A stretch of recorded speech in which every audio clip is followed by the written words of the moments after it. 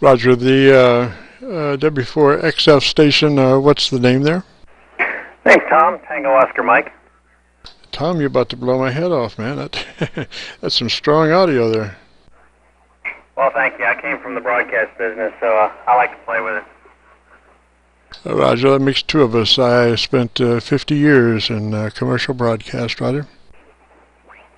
Oh, Roger that. We're going to have this conversation here in a few minutes. Roger, Roger. Yeah, I've got a YouTube page called Jim Fergusson's Radio Story, where we have about 500 segments of various productions that we've done through the years, music specials and other. And we just started a new segment called QSO, and then it became QSO Vlog, which we're doing on video. And if you happen to run across YouTube, if you did a call letter search, Kilo Charlie 9 Victor Kilo Victor, that'll take you to the QSO segments. We've got about 34 of those now, Roger. Roger that, and I will certainly give that get a look-see. Yeah, I was in broadcast engineering for about 20 years, and then I moved over to the aeronautical engineering once they started playing Monopoly with the radio and TV stations. And also the station in Atlanta, I didn't get your calls. If you'd send your calls to me, I'd appreciate it. Sure, Tom. The call is kilowatt 4 Charlie, KK4C. And the name is Bill, Bravo, India, Lima, Lima, located in downtown Atlanta on a high-rise. So, W4XF, KK4C. All right, QSO. I don't mean to jump in and break up your QSO there, but I'll stand by here for a little bit and maybe we can swap some broadcast stories. But I did want to tell you your audio is much better. I heard you tweaking, and you came from okay to really good there. Tom, that's great to hear, and I appreciate you doing it. I'm going to let you guys have it. You've both been very helpful on my capacity for adjusting the audio, and that's been a big help. But it sounds like you guys got a lot to talk about. So let me go ahead and drop out and leave you guys with it. And thank you so much for the help and for the QSO. So let's see your KC9VKV, Jim, 73s, Tom 73s, Jim, it's yours. Roger, Bill. Just before you go, try pulling back off your mic about 2 inches. Try pulling back off your mic about 2 inches. Okay, I just did that. Same mic, same settings, but back off about 2 inches. How does it sound? All right, move it in about 1 inch off mic. All right, that's about 1 inch off mic, and the levels on the audio that I'm looking at are well in the green range. Roger, that's a lot cleaner. That's the way you should run that mic. Very good. Well, again, that's a big help, and I'm grateful for it. You guys go ahead and talk broadcast engineering, and sounds like I may be just listening here, but I'll go ahead and sign off. I've got the Secretary of War over here. The wife has some errands. So y'all have a really good afternoon, and thank you so much for the help in adjusting the audio output. KC9VKV, KK4C, and I'll be moving on. 73s. Roger, Roger, Bill. 3's that away, sir. And give us a shout anytime. This is KC9VKV.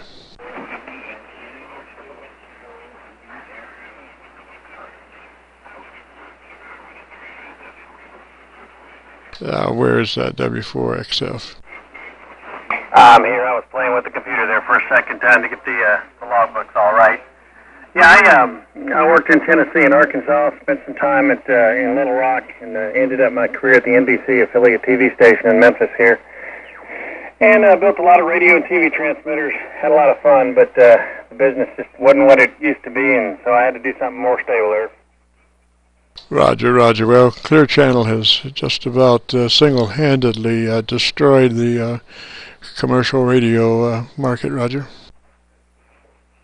Roger that. You know, from the programming side, I guess voice tracking was inevitable, but I think they've gone overboard with it, and I think they're paying the price. I know it's, I guess it's CBS and Intercom just merged, I believe. There's only going to be a couple of big broadcasting companies left, and hard to find local stations anymore, but kind of glad I got out of it when I did, but it was a whole lot of engineering experience that I wouldn't trade for anything. Roger, Roger. Well, I was on the on-air and production side of it, And actually, I got out of there about 1979, and started my own recording studio, mainly broadcast-oriented for commercials. Not a lot of music, although we did do some music.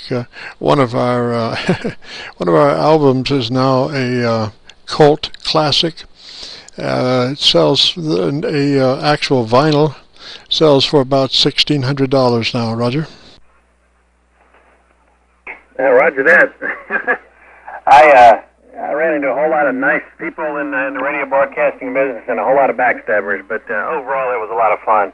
And I'm certainly going to check out your YouTube channel here in a bit.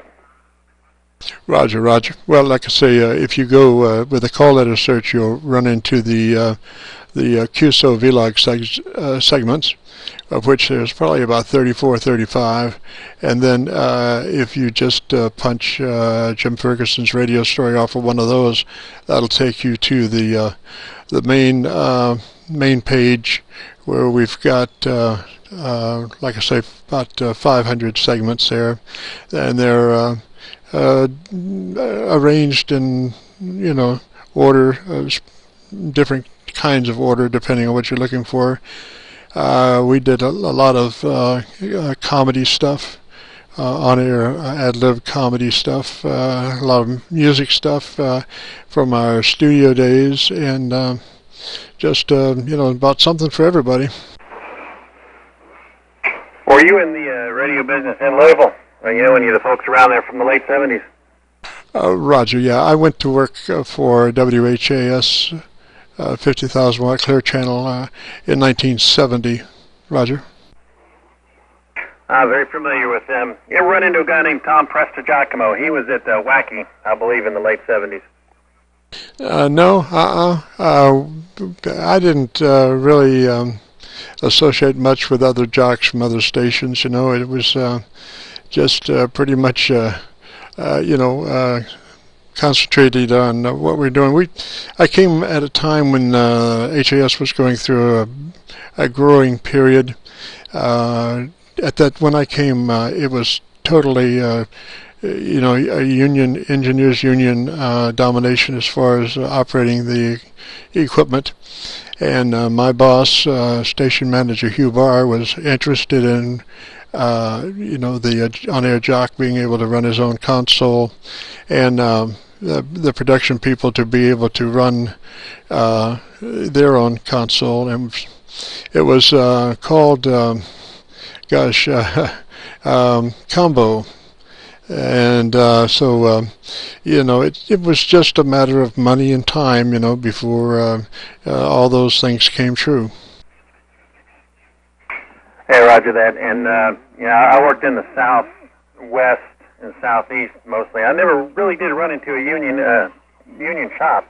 I know they were most up in the Northeast, but everywhere I was on the air was combo, and everywhere I engineered was non-union. So I can't tell you what the pros and cons of a union shop are. I've heard both good and bad, but never ran into it myself. Roger. Well, I had 3 engineers that I worked with on a daily basis in 2-hour shifts in doing production. I would have an engineer for 2 hours, and then he would leave, and I'd get another engineer, and by and large, I got the best engineers I think that station had to offer, and we did a lot of production and developed some production techniques that really simplified things. At that point, it was splice editing, and we lashed 2 Ampex stereo machines together and developed an editing technique kind of like what they use in TV, and we call it Editech. And we could make an edit on electronic edit between the 2 decks in about the 20th the time that it would take to actually make a physical splice. Oh, Roger that. I talked to some of the new guys now that do production, and it's just amazing how fast they can do it. And they don't even know what a splicing block is for audio. And I think I got out of the radio and TV engineering business around '98, and we had just started the transition to digital, and I visited some of these radio stations, and well, I tell you what, it's a whole lot different. I visited one about a month or so ago. There were 3 stations in one building, and there wasn't anybody there. It was all just doing its thing. Sales staff was out selling, and nobody was in there to program. It was just, it was pretty strange for an old-timer like me. Roger, Roger. Well, that's Clear Channel. It's all about consolidation, and the unfortunate thing is that holds true also for the news departments, where they would come into a market and they would buy 7 stations out of 8, and consolidate the news departments down to one room, one guy usually, sometimes, you know, and the programming was coming from a couple of guys in a basement up in Syracuse somewhere, you know, and just creativity went right out the window, and they wonder why nobody wants to listen to radio anymore. Hey, Roger that. KC9 Victor Charlie Victor is what I have. Correct me if I'm wrong. W4XF. Yeah, it lends itself to a lot of funny or not so funny mistakes on the air too. Our traffic reports are done out of Nashville for Memphis, and a lot of the folks, or Atlanta, depending on the company, and a lot of the folks from Atlanta came from Memphis, so they know how to pronounce the street names. But the folks in Nashville, not so much. And you'll be driving down the street and wonder just what exactly it was you heard. I guess those of us that were in the business pay attention to that stuff, but it's aggravating. Oh, Roger, yeah, the unfortunate thing is, you know, that the town can burn down before Clear Channel would even have any inkling in Syracuse what had happened. Yeah, and we're talking like a couple old heads, and I don't know of anybody that's been in broadcast here for more than 20 years or so that doesn't think the same way we do. On another subject, I was copying the mail here, and I was listening to you guys adjust audio. I've been tweaking the mic levels on mine as well, and I was just curious as to how I was sounding today. Oh, sounding excellent. Yeah, you've got ballistics that's not up against the wall, but you got punch, and EQ's right. I wouldn't change a thing. Well, I appreciate that. I think I've got it to where I wanted it. I'm using it's an ICOM 745. I've had it for years and years and years, and I bought it used at a Hamfest before that, so it's still going strong. It's got a compressor circuit built in that kind of overdoes it. It's defeated at the moment. That's why I was playing with the audio. The compressor it was loud, but it was distorted, and I couldn't get it to clean up. So I've been playing with the mic gain and so forth, so looks like I've got it, and I appreciate the feedback on it. Yeah, I don't think you need the processor. I mean, your audio's up to snuff. You got your average percentage of modulation is real good. You know, it's not peaky, and so that's what you're looking for. And sometimes compression just gets in the way. You know, you get a lot of background suck up between words and stuff, and that's really annoying. I'd rather go for a couple of dB or 3 of limiting. Take it off the top rather than suck it up off the bottom. Yeah, roger that. I didn't like the compressor when I heard it, and I was trying to back off a little bit and maybe clean it up, and I don't know whether it's working like it should or whether it was just that dirty anyway. But coming from an audio background, broadcast background, it's fun to play with. I had thought about maybe getting some outboard stuff and just playing around with it, but I think I'm gonna give that up. If you think it sounds good, I'm going to leave it right where it is. Yeah, I would. I wouldn't change a thing there. And we are running a video log at the moment with audio, and you know, we'd probably be posting this maybe sometime tomorrow. So if you get a chance, drop by the YouTube page there, and you'll be able to hear your audio, Roger. That would be awesome. I will certainly do that.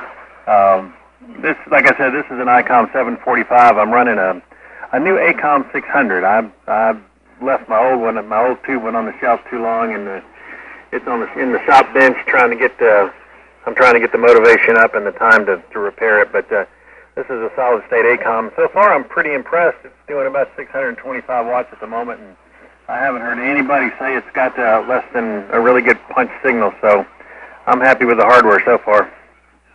Oh yeah, yeah. It's sounds just perfect. Doesn't sound pushed at all. And we're running a DBX Type 1 noise reduction suppression system on the output of our receiver.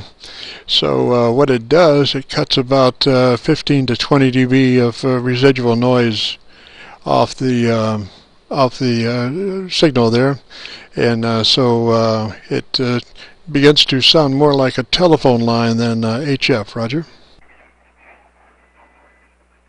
Roger that. What is it? A new DBX or is it one of the vintage ones? Because I used some sliding bandwidth noise reduction from DBX on one of my broadcast stations back in the 80s, and nobody else had thought to do it, but sure took the tape hiss away and some of the other artifacts. So I'm curious as to what you got. Roger. This is a DBX Type 1. It's 2 encode-decode units in 1.5 inch, 19-inch rack space. I've got a 2-inch 24-track that is fully encoded with DBX, and this was one of the units that I used for 2-track mix down. But I'm just running in the decode mode. Speaker out into the decode, and that's the expand mode. So and then I've worked out a relationship between AGC compression on the radio and DBX expansion in the decode mode. Roger that. I believe I'm familiar with the units. I've got an old DBX 160 compressor that I was thinking about playing with, but I think it's going to stay on the shelf at this point. I did buy, speaking of the receiver side, I bought a clear DSP from I believe it's Rocky Mountain Radio or something like that, and I'm somewhat happy with it. West Mountain Radio is what it was. I'm somewhat happy with it, but it seems like the filter's either on or off. It's got a rotary adjustment, but it either is fully processing it, and I've got that underwater sound, or it's off, and I'm going to have to play with it a little bit more. I think it will do well if I can get it adjusted right. But right now, it's really of limited use. Roger. This is a DBX 150X module. Roger. All right. I believe that was the precursor to the 160X, so they're probably very similar. Roger. Yeah, it's basically a compander with frequency algorithms. Roger. Roger that. I used the 160s on the mic circuits on my top 40 radio stations back in the 80s, and I used the I believe it's the Symmetrics 528 was the sliding bandwidth noise reduction unit, and back then when we had music from carts, it got rid of the tape hiss. I was real happy with that one. Oh, Roger. Yeah, we trying to remember what the unit was that we had in control. It was a 5-bay. We had three cart machines that had were individual cart machines with tertiary cues, and then we had a 5-bay, and then they had a backup 5-bay that they kept down in the shop. Roger that. The big cart machines at the time were ITC, made by 3M, and Dynamax, I believe it was. There's a handful of other manufacturers out there, but about 90% of your radio stations, you could find one of those too. Roger. Yeah, the individual ones I think were Gates. I think they were Gates, and like I said, I don't remember what the 5-bay was. Yeah, Gates made some, Broadcast Electronics, and a couple of other ones. As the years go by, I forget more than I knew, I think. Roger. Well, we have somebody tuning up. Always nice. Yeah, I was noticing that. You're punching through quite well, though. Yeah, I was not around for the advent of digital audio processing and broadcasting, but I've played with a couple of them, and I think some of the true art forms, some of the big engineers back in the day with the analog processors can do just as well. Oh yeah, yeah. Analog. There was a lot of more warmth in it. That's why I'm using a art preamp here, which is a 12AX7 preamp, and the art gives me a phantom supply for my homebrew condenser mic, and a lot of warmth out of that 12AX7, Roger. Well, your audio certainly sounds good.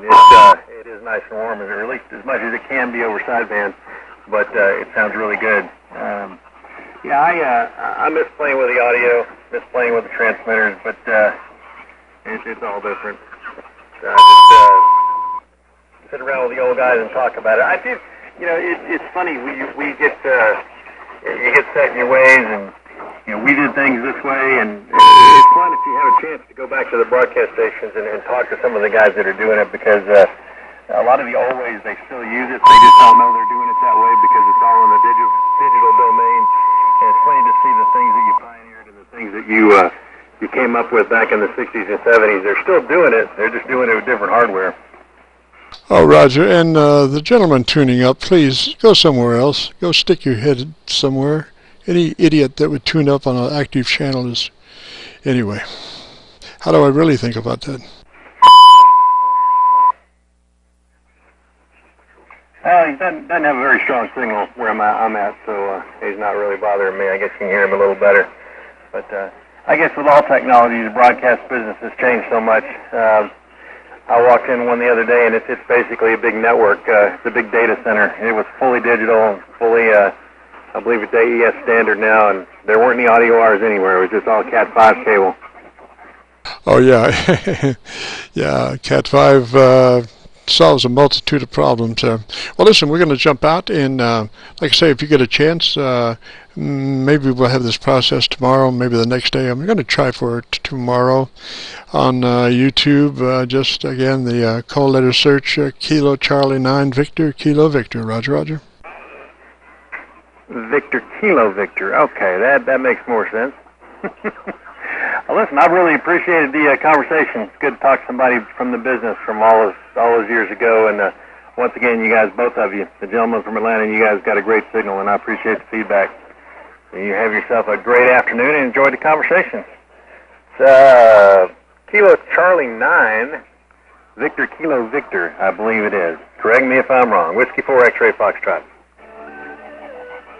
Tom, you got it, sir. You got it. Maybe that was a commercial station keying up there. I hear some music, so we're getting out of here just in time. Catch you later, Tom. 3's KC9VKV, clear. All right, take care. W4XF. Get out before we get wiped out with music. Yeah, it's either commercial station or we ticked him off. I think it's a commercial station. Sounds oriental. Sayonara.